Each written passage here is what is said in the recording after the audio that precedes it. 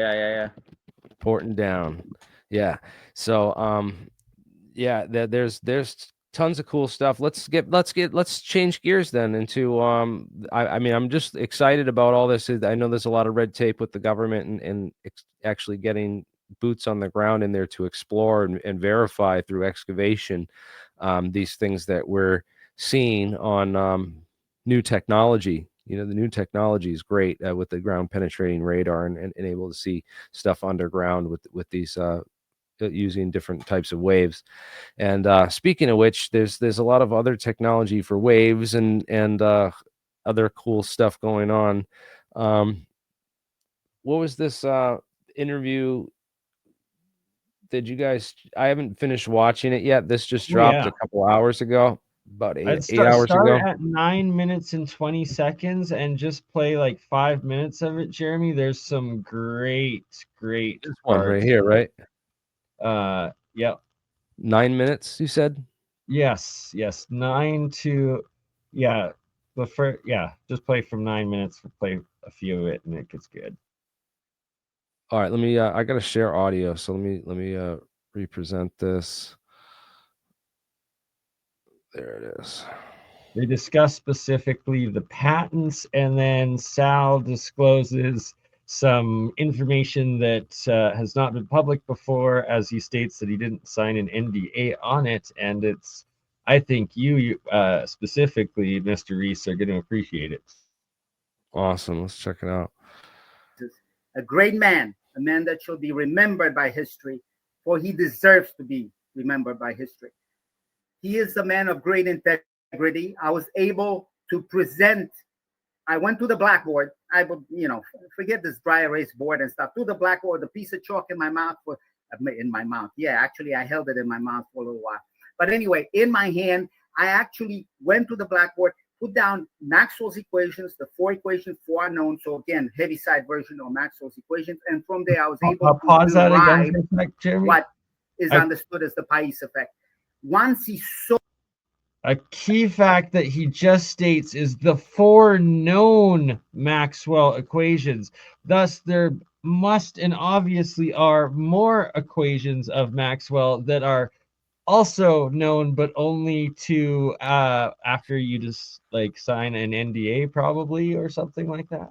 I know from my college education, I did Griffiths and Jeffermenko, both. I got both of them for electromagnetism. So if people are familiar with those two textbooks on this is what they teach in the colleges, and they say that the for Maxwell's equations, they teach you the differential and the integral form of them. There are 2 different forms. One uses the gradient operators and vector multiplication, like the cross and dot products, right? And the other one uses integrals over spaces, so like flux equations. But they all rely on something called the continuity equation in order for them to all make sense. And that's like there's no that says the continuity equation says that there's no extra charge or energies from anywhere else coming in or out of the equation. It's just the same amount of energy going through the surface on one.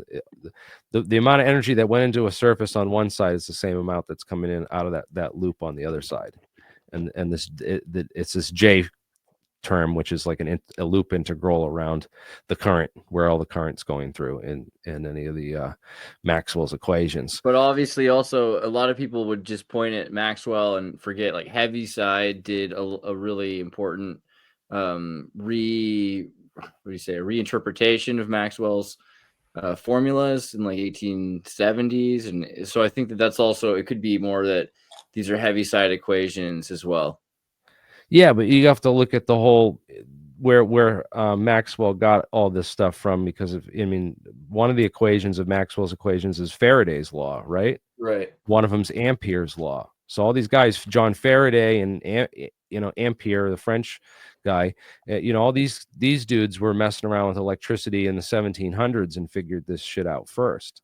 And they just kind of wrote down their interpretation of this all. And then Maxwell came along and said, well, if we just, kind of say everything's this vector fields, and we use this formalism, the formalism of vector fields, then we We can kind of get crunch around this problem. And then that led to like tensor, tensor calculus, because it's like, oh, well, there's these things called tensors where each vector is there's a vector at every point in the equation, and it's a different value at every point, right? That's kind of like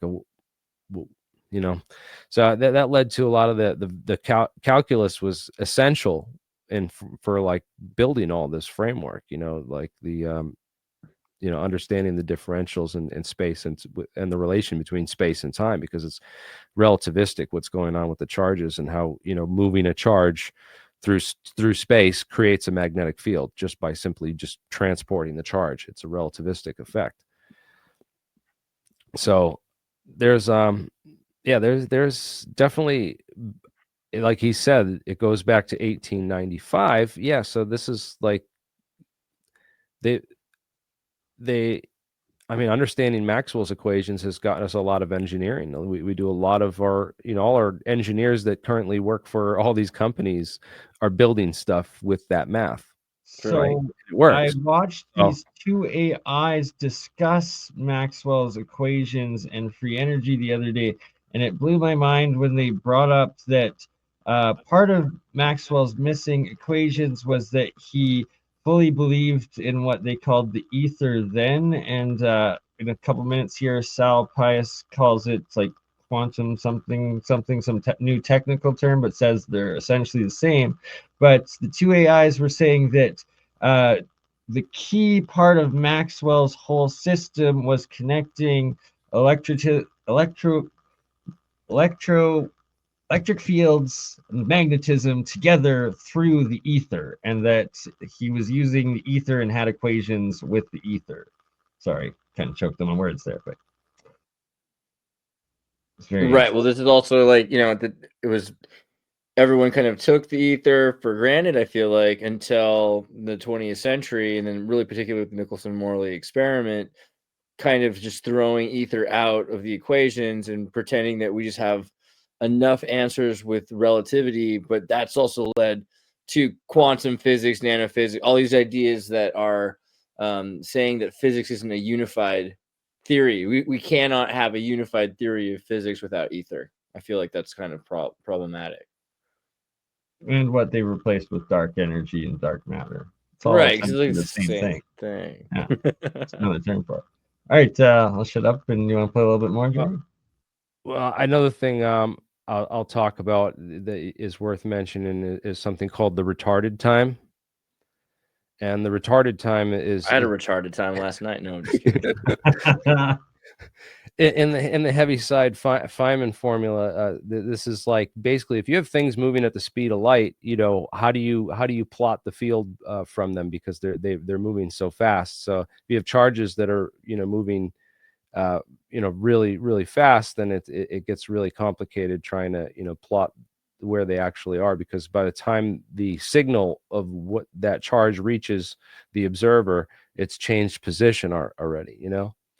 So, and that position change and the time it takes for that, it's like we're just seeing the light from the sun 8 minutes ago. So we're on 8-minute retarded time. That's basically how it goes. But anyways, yeah, There we are. Asking this, but you're just answering it. Keep going. Keep The going. the third arch in the triarchy of sentience. Remember, the first two arches really are based on, let's say, unlimited computing power coupled with vector databases. So we're talking about in such a way that the computer or the AI agent no longer has the ability, or rather restricted ability, to hallucinate. But the third arch culminates in what I think would be the transition from a regular AI agent to possibly an artificial general intelligence agent with adaptive prompt, targeted prompt engineering. Quite possibly singularity level could be achieved. But anyway, I'm not going to drive it there. What I will drive it at is, if the AI agent is able to generate an original concept, preferably in physics, then can be experimentally verified, validated against known data. That particular AI agent, in my opinion, has if not developed, achieved a certain level of sentience. So I do believe AGI at that particular level is considerable.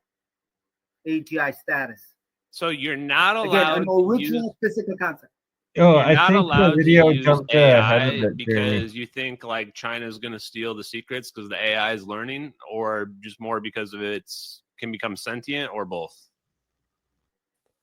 You know, he was really getting into. I jumped ahead of time. That's what I did. Yeah, you're right. Okay. Let's go back to this stuff is wild right here. How many years we're on Earth in the air or in the water? Even as a private citizen, because of EQ, I could not answer that. We're not Okay. I here thought I had to a big enough educate question. nor enlighten the enemy. Okay. Ashton, you and I have seen certain papers, have understood certain things. Just because we have not seen levitating craft in some unknown, unforeseen hangar, does not mean we do not understand the physics. Correct? Oh, hey, absolutely. Look, I'm just an investigator and a journalist. You got to respect that I'm just playing the game here. I'm just doing what I got to do. Like, you are the respected Navy engineer. You should not say anything that would, harm your NDA. And my job is to come up with questions that push the boundary to the limit. So, a couple more. How many years behind the military do you think the public is technologically? Yeah, this right was now? the good question. People right? say, Yeah. oh, the military's Right? secrets advanced beyond the public. What is your opinion? How, if you had to give it like a number of decades, what would you say? Put it this way. If any enemy out there has some crazy notion to invade, to attack, to come out of the blue sky and do something harmful to us, I would please ask them, for their own sake and that of their mothers, to please do not take such steps. It will be quick. It will be very dirty. And you'll never do it again. Like, Well, what? that's exactly pretty much what I expected. Yeah. So let me ask. that's interesting because the skeptic in me is like saying, well, is there proof of this? Do we really have that? And or is this just a bluff on our part, like a psychological operation to tell, just to bluff the enemy into being like, you better not dare, But Right? but The body language, he though. also The talks body about language. he can't directly say anything about the technologies and stuff, but he kind of drops some hints, because what do they talk about like right after this? They get into, he talks about gamma rays and directed energy, right? And Yes, that, my friend, is where we get into real territory. Yeah, I mean, could take it interpret it Yeah. however you want, man. I'm saying a lot of people are gonna But yeah, those EM, right? The weapons, and then it's like it kind of verifies, goes along with Eric Hecker's like story experience and research, as well as Dutch senses in tracking these things on the radar and stuff. It's interesting, right? Well, there's this thing, and I'll probably get banned for talk. This is probably one of the reasons, my channel's so shadow banned, is because we know about classified stuff, and we're not afraid to just put it out there and talk about it openly on the stream, Right, but it doesn't exist. So Right. right? No, well, it doesn't officially, especially if you go and read the official articles on these things, So here's the Wikipedia page on what you can look up for the official very bad science, as they call it. Of course, none of this is real, right? It couldn't be. It couldn't possibly be that, in order to get the H-bomb reaction to work in the H-bombs, they needed to make a gamma ray mirror. And if you can make a gamma ray mirror, you can make a gamma ray laser, because how do you make a laser? You take your lasing material and you put a mirrors on both ends, and you put a little hole, a dot for the light to escape, and all the light trapped in between the two mirrors goes into phase from quantum mechanics, right? And so that's what they call lasing, or light amplification by the stimulated emission of radiation. So you're stimulating that cavity in order to emit radiation in a phased output, right? So the same idea in this hafnium controversy, right, is that, well, where did all the hafnium go, and what is it about this hafnium?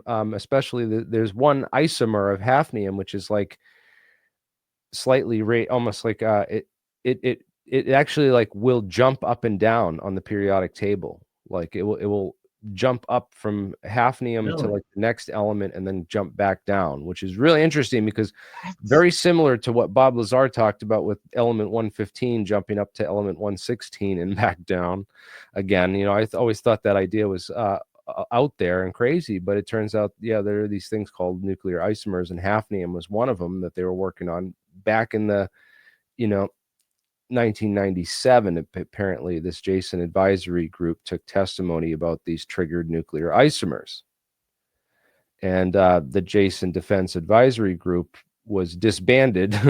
They started taking this whole group apart shortly after that. This used to be, the Jasons used to be like the top scientific advisors for DARPA and the military back in the day, What? and they knew all. If you want, to really read about the real classified stuff, look into the Jasons and the Jason group, because those scientists worked on the cream of the crop, on this deep technology dive stuff. I don't care about what Dark Journalist thinks about mystery schools and all that nonsense. I watched all his stuff, but he doesn't understand or know the physics and the physics community and the community that's really based around all this stuff.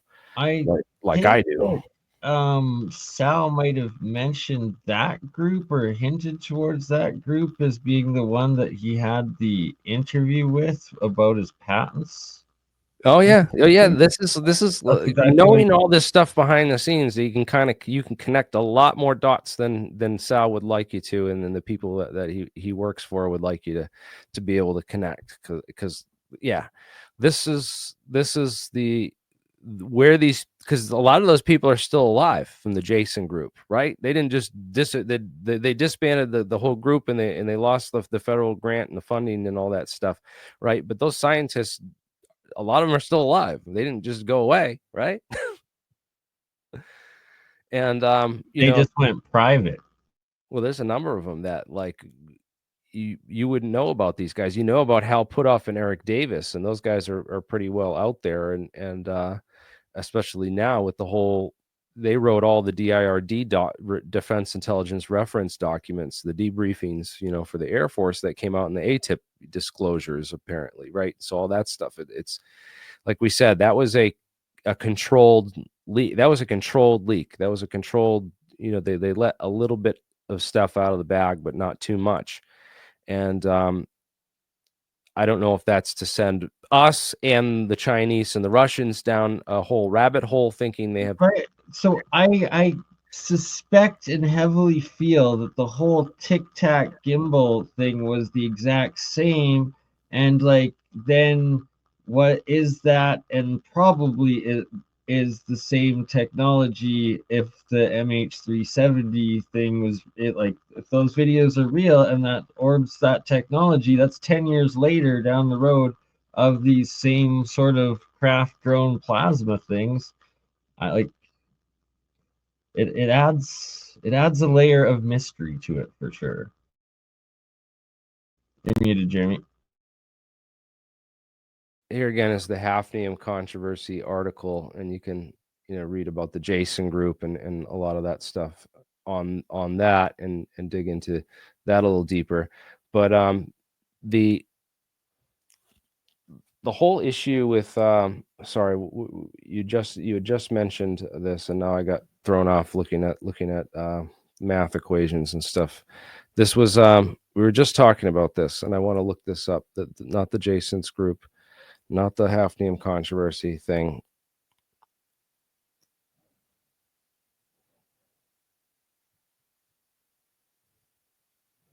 Sorry, what were you? Do you remember what you just mentioned? I was just gonna go look this up, and now I can't. It slipped the tongue. I have to go rewind the stream and listen to it. What did we just mention? So Sal talked, not that group. I feel like I just got mind erased and neuralized, dude. Like you're talking about Lazar and the Jason group, and no, we're talking about Sal and this something about Sal's patents. Patents and what the year that they had the conversations with this group. Potentially, it's like right at 10 minutes into the interview that he I know I wanted to mention Franklin R. Mead. You know, there's a number of guys that worked on some of this stuff that are, you know, directly connected. Franklin R. Mead worked with Lake Marabou on all the so Franklin R. Mead working with Lake Marabou back in the Reagan defense program on all the laser propulsion and laser technology stuff, because they were trying to figure out what to do with all these high-powered Navy lasers that they built, and these guys were running a lot of the experiments down there. And then Titty Barnes, right, who I interviewed on my channel, who's the head program manager out at Area 51 during the years Bob Lazar claims to have worked there, said he never met Bob, never knew him, never worked out there. Said like the team of the guys that all worked out there were hand selected from a specific profile. They all liked boats, and they all like dogs. Okay, so they all, or something. I don't know if it was boats and dogs. So like they bought them a whole lake property. They bought out all the houses around the lake. All 52 houses were owned by the Area 51. So the whole neighborhood is literally Los Alamos, basically. It's basically, yeah. Well, it's everybody knew each other. So it's like Bob wasn't in that group. He said Bob didn't work out there on anything. Like this was a very select group that they picked, and we all liked boats, and we all lived together on a big lake where we all had boats on our lake. And that's the way they hooked us up, so that we had, you know, you have all the friends and all the fun you ever want. Why are you going to talk to anybody else outside? And no one's allowed in that neighborhood. And the guy on the very end is all whacking hut houses, you know, for security. With cameras. A very small group, and we ain't in it. Yeah, exactly. He said, I would know. This is how it operated. And you know, he's the guy that actually worked out there on all the stuff. He's, you know, talks about how I would love to interview him again in person, man. He's a wealth of knowledge and stuff. But his whole opinion on the Tic Tac, and I asked him this, is that the Tic Tac is these lasers technology that they're spoofing, so they can project anything. You know, if they can project the ball of light, you just stretch that out, and what do you have? A pill, right? Right. Well, that's the thing, is that could be like the first or second generation of it. And what is laser when it's condensed into a ball of plasma? And if they're combining a bunch of these lasers, are they able to now create the balls of plasma? And from that, once you have a bunch of the balls of plasma, are you able to actually warp space-time? Apparently Bingo. Sal and Ashton believe so. And it was very, very telling. And I've brought this point up myself several times lately when talking about Sal, but for him to actually say it today in the interview of how the Navy also has the Air Force and is the top of the line of the technology development. Yes, and they're the ones who built all the lasers. They're U.S. Naval Research Labs are the ones that in the Navy is Q Division. This is the ONI Gauss. Q Division is still classified from the 1960s. That's how. But you go back even to the 40s and 50s. Like in the 50s, you have degaussing of the boats for sonar, right? And I feel like this is where we get into the electromagnetic, like the level of what we were defining at the time. I mean, the Germans in World War II were defining gravity as the level of Gauss, right? That was something that it was like the the magnetic strength in Gauss, right? And so this is what they were using to degauss boats, which is what the Philadelphia experiment is supposed to be all about. What they were saying that they were just degaussing boats for magnetizing them so they didn't pick up by sonar, but really they're phase shifting by using electromagnetic spin pulse. And this is all just by having equal and opposite Gauss rating. So they have to constantly regauss the boats, which means having each part of the boat be ionically charged. That's what I picked up from the Philadelphia experiment, right? Like that it was supposed to be two giant generators of opposite rotating magnetic fields. With neodymium and some ceramic virgin magnets, right? And then aluminum, nickel, cobalt connected to two electromagnetic generators, right? Well, and so these were like 2,500 kilowatt diesel bus generators that they had running. So yeah, I think, and then it's supposed to get up to like 5,000 Gauss.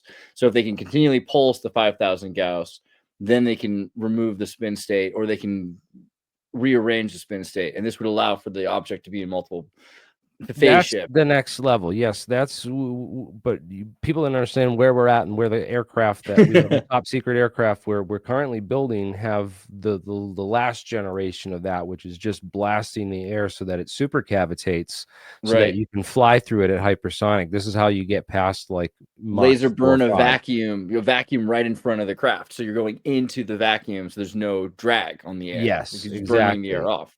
And that was reported on. Brett Tingley did this awesome article on the War Zone back in 2020, and this was completely overshadowed by a whole bunch of other nonsense. Go back up for a second there. Show that those there, right there. Look at this right here. And so I think this black spot in the front of the craft is kind of what we're talking about, is where the nose diameter is. There's some sort of a laser weapon, but it's really being used just to burn off the oxygen to make a vacuum. That's what we're to create plasma. Well, you see, the interesting thing is that with the torpedoes is they have like a little nozzle in the front of the torpedo on the supercavitating torpedoes, and it like blasts some of the backdraft forward like a little bit, and that apparently is enough to do it. And on the supercavitating torpedoes for water, you know. And I just wonder what the hell that would do to like a school of fish or dolphins, or why there's pods of whales washing up dead and entire freaking they're testing these things long range, and it just like oh my god. And even being near that, it's like dynamite fishing, just knock you out from the concussion of the supercavitation. So this is a huge point here, the Biffield Brown effect on the B2, and that it was Dave, I believe, and Ashton that discussed this, and Dave brought up the point that it was oh my god, what the Northrop Grumman, right, the ones that make B2, had bought a bunch of Brown's work and patents, his private patents, right before, like in the 80s or something, right before making the B2, which, well, that's just kind of confirms it, doesn't it? Yeah, exactly. They were they built two versions of the B2. There was the B2 Spirit bomber, and then there was the B2 Advanced Technology bomber. So a couple of them got the special, were equipped with the special equipment. Apparently, they don't all have it. Some of them are just a little bit slow and rugged to take off. But again, all those flying wing type craft came from the Horton brothers and the Nazis. That was Operation Paperclip took a lot of that. Yeah, info the Horton right. 229, well, I think it's the B2 and then it's the TR3B. So is that the third generation one that goes into or out? Well, now you're talking B2 is Northrop Grumman. TR stands for Teledyne Ryan, right? So Teledyne Ryan was in San Diego, and the TR3A we know was a real craft, right? That was the Horton Ho, right? Pulled by screen for a second. Go to the Horton Ho 229. Horton Here's a Ho. Totally different Dr. Seuss book. Horton and then Ho. There you go. Right there. That was this it. thing with the double jet engines in the front. Yeah. This is from the Wagon Fabric, and they made at least 3 of them. This is definitely where the B2 design comes from. I think there's pretty much no question when you look at the design of the craft. It's just literally they realized that this was a new adaptation with the internal intake jet engine. Right. This was very novel in the 1940s, and that's what they used to break the sound barrier with Chuck Yeager in 47 as well. Right. But they the realized Horton brothers were doing a flying wing in the 30s, and the more you go back, the more it's like occultists in Austria that were like part of the Vril, Hyperborean, like doing seances because they didn't have radio yet, and they were really interested in building a flying wing since like probably the 20s and 30s, right? And so the culmination that actually was used was the Horton Ho, but look at the friggin' wheel on the front of that landing gear. Totally. They must have. Yeah, there's a reason that was engineered that large, right? Oh yeah, gotta be. Where Horton ended up after the war, right? Argentina. Really? Oh, another Argentina. That brings up another point we need to discuss in the year of 2025 disclosure, and that Argentina just released its Nazi files supposedly after talking with Trump about it and claiming the evidence that Adolf Hitler flew to Spain, then took a U-boat to Argentina and lived there till his 70s, where he had 2 daughters that apparently also had children, so that there's actually literal descendants of Adolf running around in Argentina to this day. Oh, my Uncle Adolf lives in the mountains in Argentina. Yeah, there's a whole bunch of German towns down in Argentina. Yeah. El Boson is where Horton ended up. Let me show you a couple things really quickly. Go back to my page for 1 second, just for 30 seconds. I got the Horton H1. So here's the H1 from 33. Okay, so 1933, and it looks like a paper airplane, but you can see like a glider, right? It's freaking great. It's a 1-wing glider. It can run without an engine. It is a glider, but it also has an engine, which is what's cool about it. Then, if you go on further, the H1B. So the H1B continued on. This is what led to the 229 eventually. But then you look at some of the variants, and then you've got like this is the Argentina 34.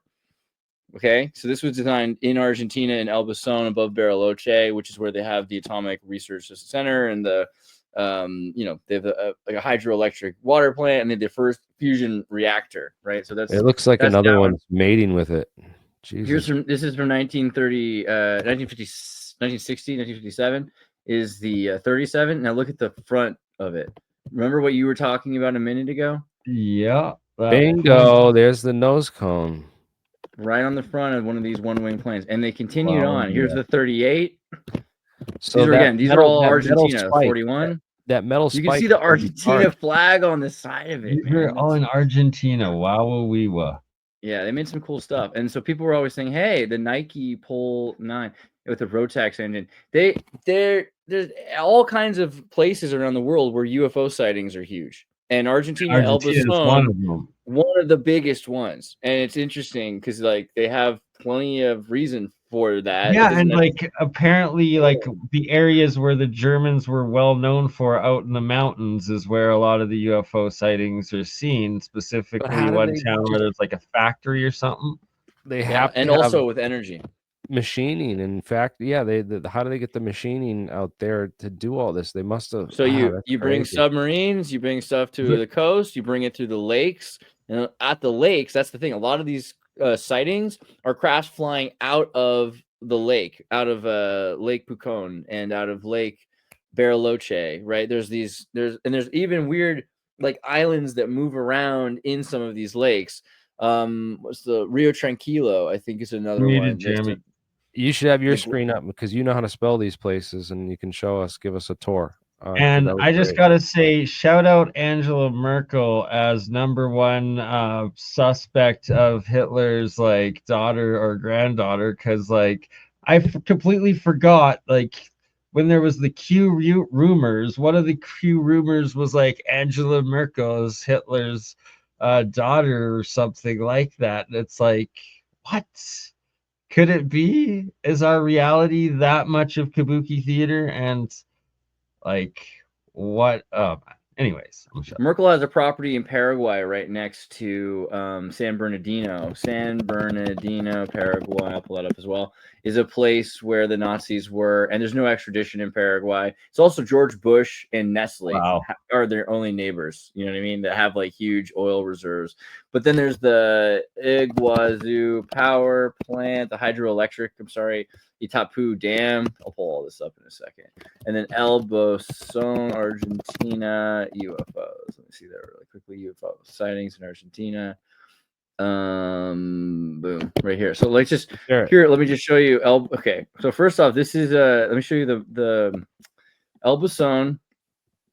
This is where UFOs seem to come out of. Notice the pyramid-like kind of mountains, kind of a little chiller than your average, but you see some interesting points right there. Okay, yeah. Lines, right. Let me go back to how far do I have to go here? Pucón. Here's Pucón. Pucón. This is the symbol for Pucón, which it's literally really a water underneath a volcano. It's what they're trying to. I'm seeing Looks some. like I'm seeing a lot. I've seen a Mario Brothers mushroom from like. No, it's a triangle craft with waves coming out the back.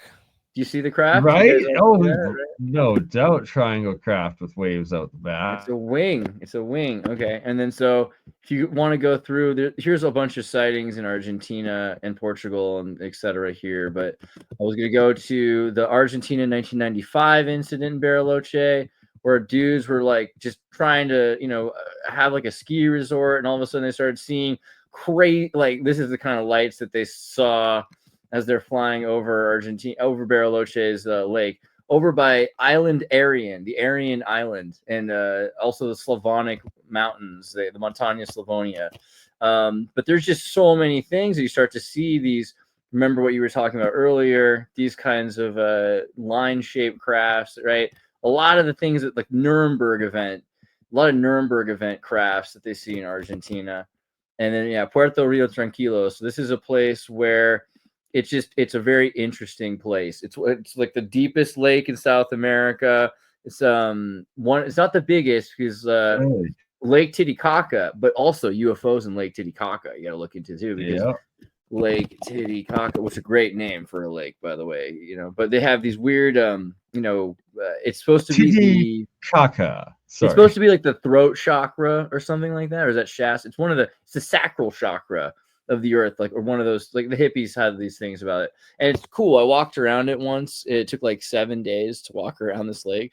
It's freaking huge. This is here. Let me go in there for you. You can see that big old lake right there. So it's no slouch of a lake. It's pretty big. And in this area you have the Island of the Sun. That's the way. There's the Island of the Sun is an island in the center of Lake Titicaca. So I went and I stayed on the island of Titicaca's Island of the Sun right there.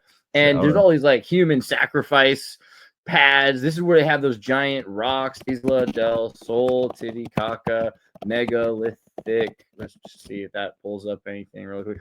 Ancient ruins under the sacred lake. Supposedly a pyramid even under the lake. Yeah, well, it's also got like portals, or at very least tunnels that connect different places.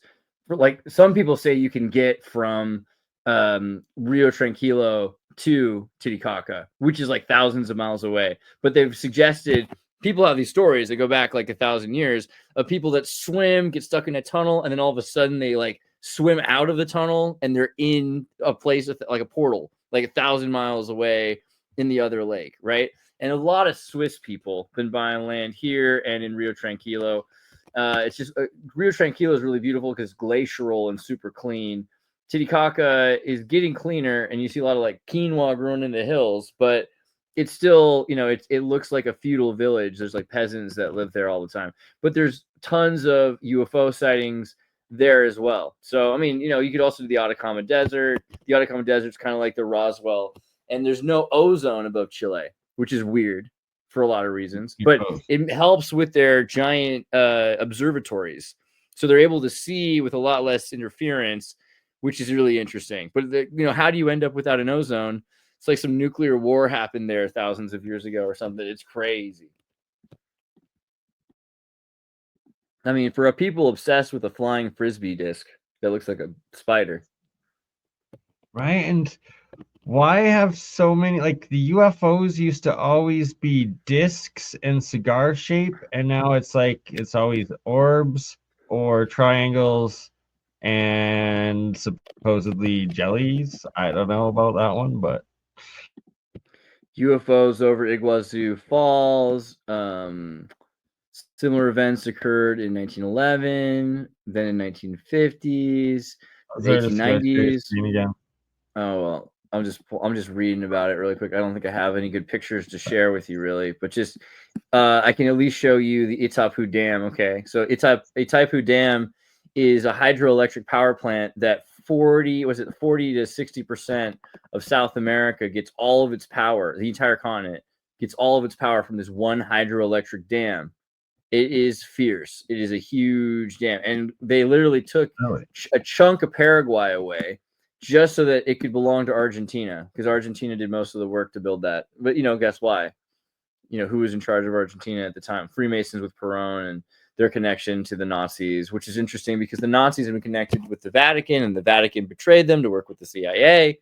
Pope Pius XIII. So they built this giant dam in South America with the help of Mercedes-Benz. This is how they found Eichmann, right? And this is the whole thing where they brought him to Israel for his show trial. But this whole area is the golden triangle of South America, because you have Paraguay, Brazil, Argentina, and even I think Uruguay. I don't know if Uruguay is quite on the same river path, but there's a point there where all of these places intersect, where all the borders are, and there's a river between them all. So the river's like out of bounds. There seems to be a thread with people always say, oh well, there's no UFOs anywhere else in the world that we see except for like in the Americas. I mean, there's a couple of cases in Brazil and Argentina, around Argentina actually.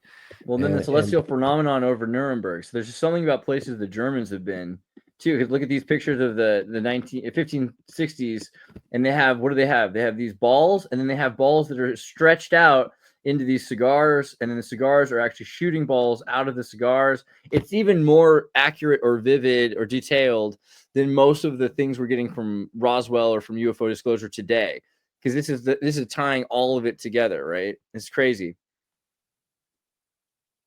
Sure, right? It's like it goes back so far back. Well, I've always told people, like, if you're relying on the government in these hearings to bring you the truth or to tell you the truth, then how's that been working out for you? Yeah, it's not going to work out. That's not going to work out. Those people are freaking clueless. As we saw recently in the JFK hearings, the lady didn't even know Oliver Stone wasn't, Roger Stone.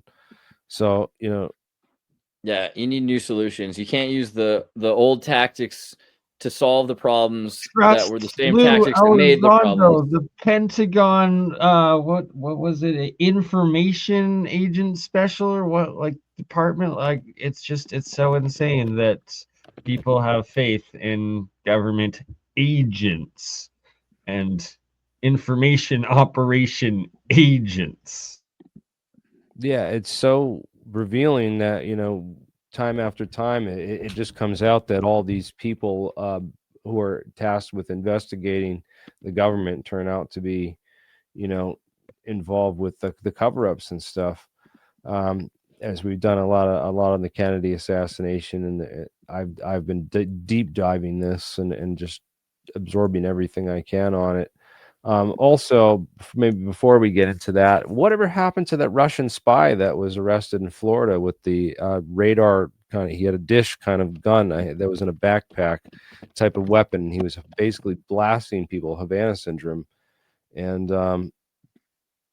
they had this car chase. They were going to pull him over, and this guy ran, and they didn't know why he ran, but he had this backpack with all this stuff in it. Oh, I can't believe this I've ended never up seen on the this. news. This is crazy. You never seen this or heard about this? No, No,